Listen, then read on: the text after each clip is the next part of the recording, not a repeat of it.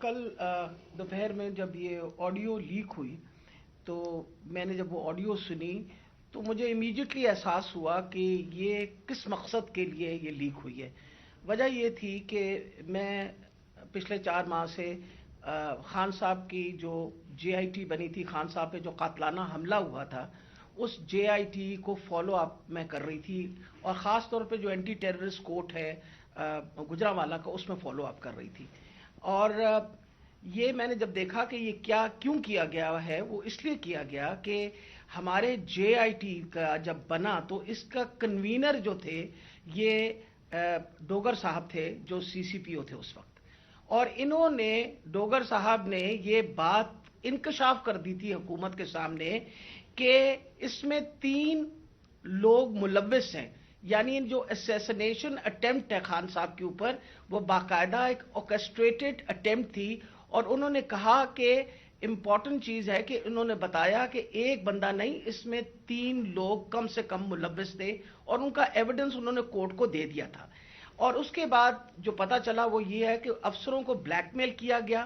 یہ کورٹ میں جب ایویڈنس کیا اور بلیک میل ہو کے کچھ افسروں نے ریزائن کر دیا، لیکن سی سی پی او جو ہیں ڈوگر صاحب، ہی اسٹک ٹو ہز گنز، وہ اسی طرح انہوں نے مینٹین کیا کہ یہ انکشاف ہوئے.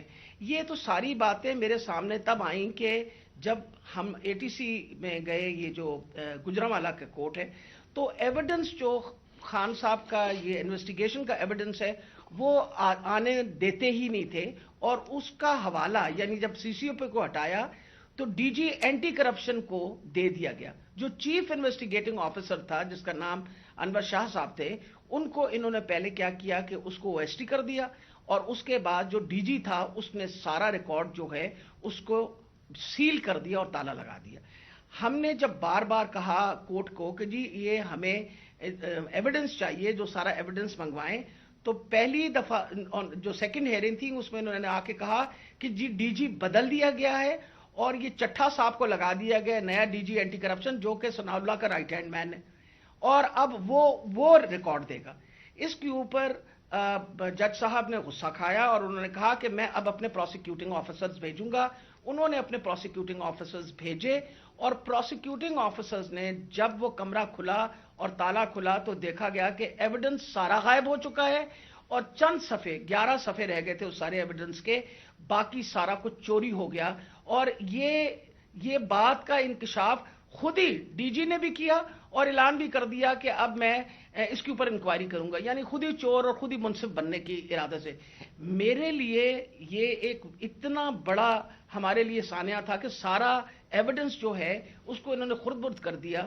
کہ جب ہائی کورٹ کا آرڈر پتا چلا کہ جی ہائی کورٹ نے سی سی پی او کو دوبارہ لگایا ہے، تو میں نے مناسب سمجھا کہ میں سی سی پی او سے پوچھوں کہ کب آپ کی اپوائنٹمنٹ ہو گئی ہے، کیونکہ ہماری جو جے آئی ٹی ہے، وچ از دا ریل جے آئی ٹی، جو اس وقت حکومت تھی، اور حکومت نے یہ سارا کچھ کیا تھا، جے آئی ٹی بنائی تھی، وچ از a legal J I T, تو ہم نے تو آلریڈی اس پہ ہمیں ٹرسٹ تھا کہ یہ بندہ جو ہے. تو میں نے ان سے پوچھا کہ آپ کب تک جوائن کر رہے ہیں، تو انہوں نے کہا جی ابھی تک میرے آرڈرز نہیں آئے. وہ آپ نے سارا ٹیپ سنا جس کے اندر کوئی ایسی بات نہیں پوچھی گئی. اس میں مجھ سے سوال پوچھے گئے کہ کنسرن کیوں تھا.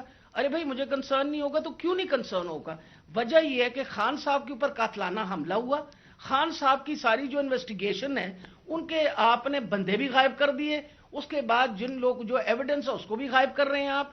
تو ہمیں تو بالکل کسی طریقے سے کسی اور پہ ٹرسٹ نہیں تھا، اور ہمیں امید تھی کہ اب سی سی پی او کے واپس آنے سے، یعنی ڈوگر کے واپس آنے سے، ہم دوبارہ اپنا جے آئی ٹی جو ہے وہ شروع کر دیں گے. میں سخت مذمت کرتی ہوں. میں نے خان صاحب کے سامنے آ کے بتایا کہ جی مجھے اتنی تکلیف ہوئی کہ جی فیئر ٹرائل ایکٹ کے مطابق میں ایک سٹیزن ہوں اس پاکستان کا. میرا چادر اور چار دیواری تو جو پامال کرنی تھی ان لوگوں نے، ہم خواتین کے لیے تو ہم ساری عورتیں جو ہیں ان کے شر سے نہیں بچ سکتے. جس طرح ان لوگوں نے ٹیپنگ کرنی شروع کر دی ہے، وجہ یہ کہ جس طرح آپ نے فرمایا فیئر ٹرائل ایکٹ کے مطابق یہ کیسے ٹیپ کر سکتے تھے ہمیں؟ How could he tape? کیا انہوں نے اجازت لی تھی؟ کیا یہ ثناء اللہ جو انٹیریئر منسٹر ہے یہ کسی جج کے پاس گیا تھا؟ اس نے جا کے جج سے اجازت لی تھی؟ I want to know about it. اور میں انشاءاللہ خان صاحب کو بتایا کہ میں کورٹ میں جا رہی ہوں اور میں کورٹ کے اندر سے جا کے یہ سارے سوالوں کا جواب دوں گی کہ یہ ISI IB یا پولیس میں سے کس نے ٹیپ کیا اور پھر کس طرح ریلیز کیا، کیونکہ میں یہ سوچتی ہوں کہ میرا جو بنیادی انسانی حقوق ہیں، جو میرا رائٹ ہے، وہ اس کے اوپر بہت بڑا حملہ ہوا ہے۔ جی شکریہ ڈاکٹر یاسمین. میں آج اپنی